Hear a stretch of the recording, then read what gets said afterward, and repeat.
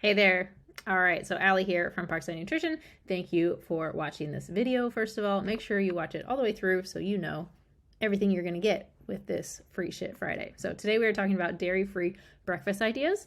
And no, these are not my beautiful pictures, but they do give you a little clue into some of the meals that are included. So also included this meal plan guide, so you can print this out and use it to plan your meals for the next week. Highly recommend doing that. Also, I would recommend either laminating that and then using little sticky notes, and you can move the meals around. That way you can reuse it. You can move the meals. If you forgot to thaw the chicken tonight, you can move that dinner to the next night, etc. So try that out, see if it works. But let's dig into these breakfast ideas.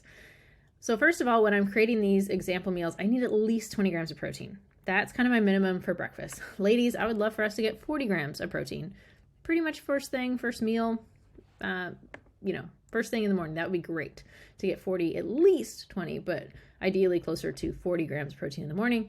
This just helps us minimize sugar cravings, have better energy levels, keep our muscles nice and strong, recover from workouts, so many things. So also 5 to 8 grams or more of fiber. So all of these examples do that, if not more. So big plus. So the first one, chickpea avocado toast, tofu scramble with vegetables, egg veggie scramble, lentil vegetable scramble. So again, whenever I'm building a meal, I need a protein source. I need some colorful plants. Ideally, that comes with fiber, some flavor. Usually fat works its way in there, so don't usually have to worry too much about that one.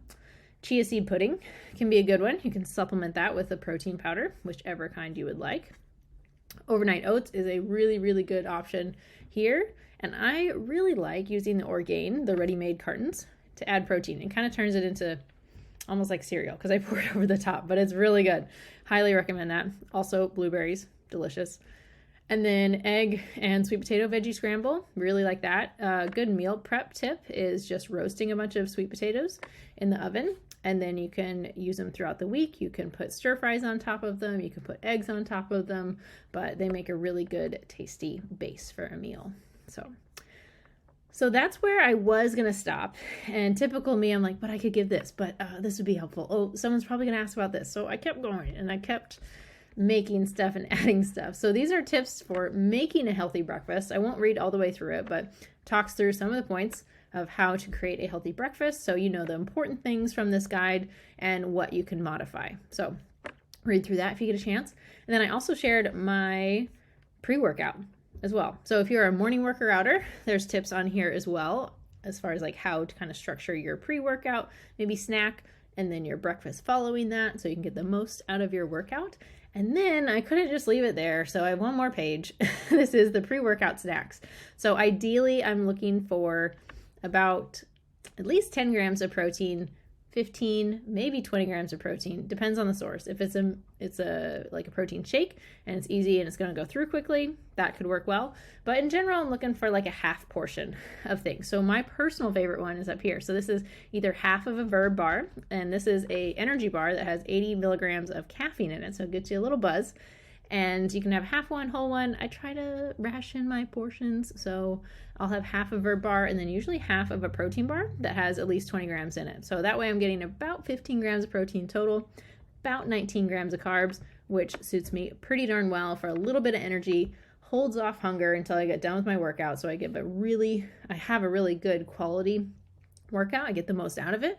And then I'm nicely hungry for my proper breakfast. It just hits perfect. But I couldn't stop there, so I gave you more. So look at all of these examples, and they do have some macros, so rough ranges here, but all of these would be something that I would recommend for a good pre-workout snack. I will say pre-workout snack, very individual to the person. Some people can eat right before their workout and be just fine. Sometimes that does not work for the person. If you get up really early, sometimes this can be a struggle. For me personally, I get up about 5. I'll try to get that little pre-workout snack in before 5:30. But even if I don't and I work out at 6, I'm usually pretty good. So that's something that's small, doesn't bother my stomach, just holds off hunger perfectly. So try out these combinations. Try out the time-wise. The bigger the meal, so maybe something that has more fat and more fiber, those things stick in our stomach a little bit longer.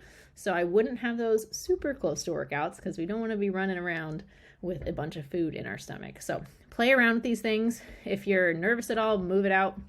Ideally, like workout wise and a meal we're having a meal 3 to 4 hours before our workout. That's when the food should be through our stomach at that point. Snacks, bigger snacks, I would say 1 to 2 hours before. Some of these snacks, like I said, I can tolerate just fine about 30 to 45 minutes before my workout, especially if it's not super high intensity or something like running, then usually it works out just fine. So very individual to the person. Hopefully that gives you some guidance, but give these a try. If you have any others that I should add to the list, please email me. So just hit reply. And also those were the protein bars that I usually go for. Some contain dairy, some don't. Most of them are gluten-free, but feel free to try those out. Otherwise, hopefully that's helpful. Hopefully that gives some value. If you know someone else who is looking for nutrition tips, please send them this email and make sure they subscribe to parksidenutrition.com. I send out free shit every Friday. So make sure they're on the list, and thank you for watching.